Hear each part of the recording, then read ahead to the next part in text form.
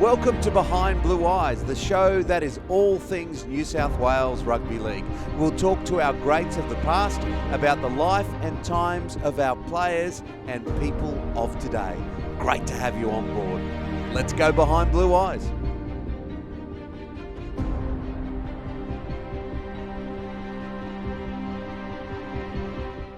Hello and welcome to another episode of Behind Blue Eyes. This week we're joined by the great Steve Beaver Menzies. Beaver, welcome. Thanks for having me. So first off, the big news for all you Blues fans out there, Nathan Cleary, grand final hero from last year, off-season shoulder surgery, and now he's back. How do you expect him to come back from an injury like that?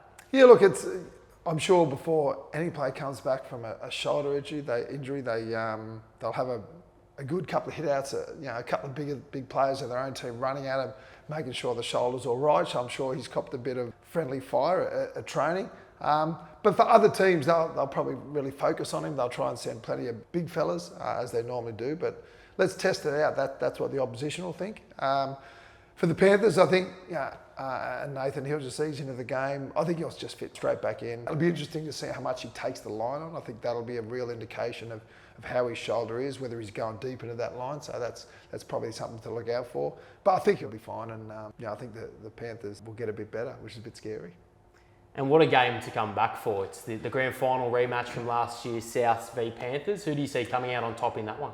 Yeah, the Panthers are just going from strength to strength, and I think having Nathan back, I think that'll make them too good. Although Souths are real competitive.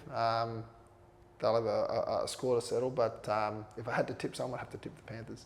And on Souths, a sensational performance from Cam Murray last weekend, arguably man of the match. Do you see him as a future Blues captain later on in his career? Yeah, I think so. When you see these young guys playing great football, but also being leaders in their team, as you said, sort of not the most experienced, not the oldest one, but being a leader on the field, you can see he does a lot of talking, players follow him, and those are the types of players that really enjoy being captain, love that extra responsibility, and he has all the traits, so yeah, definitely.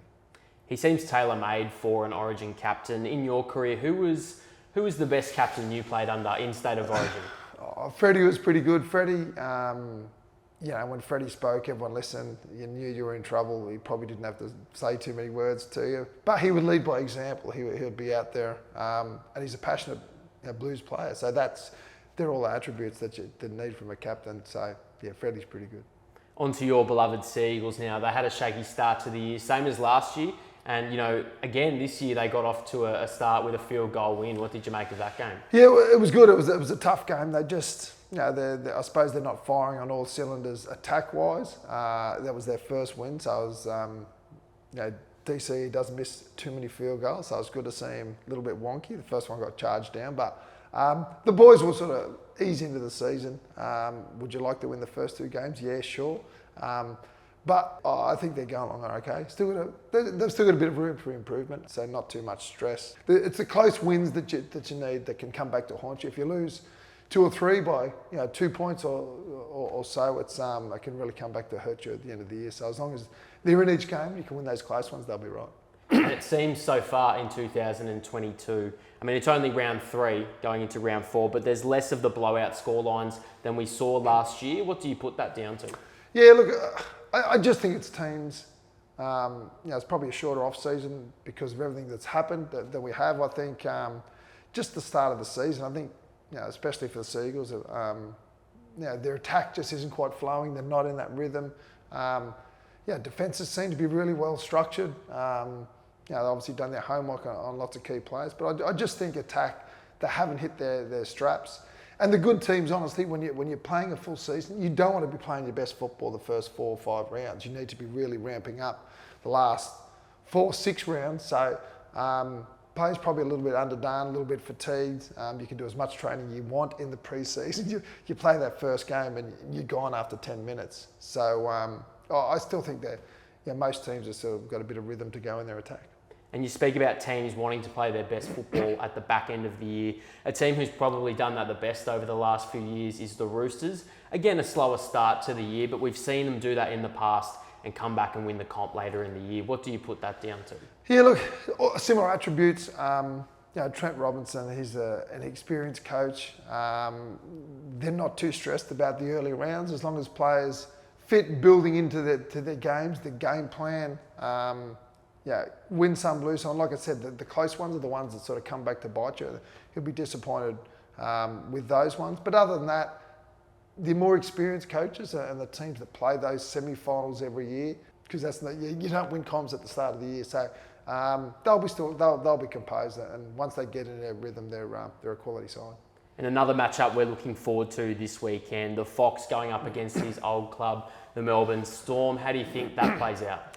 Yeah, it'll be good. It's you always used to like playing. I always tried harder against players that I knew on opposition teams, whether you played rep footy with them. So there'll be plenty of guys. Every time he runs the ball, have a look and see who's trying to tackle him the hardest. That'll be his closest mates. And he's a boisterous, energetic type of player. So he'll have his boys revved up, and he'll be wanting to put his best foot forward. It's going to be real interesting, and just watching those close tackles when he's doing hit-ups, there'll be a little bit of chat, a little bit of niggle. It'll be good to watch. And who were some players when you were playing that you loved going up against, ex-teammates? Who got into you the most, and who did you get into the most? Hindy? Yeah, look, Hindy was one. He was probably the best one to sort of niggle because he was the slowest and you could catch him pretty well. But you'll tackle him. You'll be trying to. I was really trying to put the best shot on Hindy so that next time you saw him, you could talk about it. But you're in there and you'll pinch his ear or do something in there. It's a bit of fun, and I think it's the competitive spirit once you get out there, and it'll show against the guys that you're closest to. All right, we have gone behind Blue Eyes. Thanks for watching, and we will see you next week.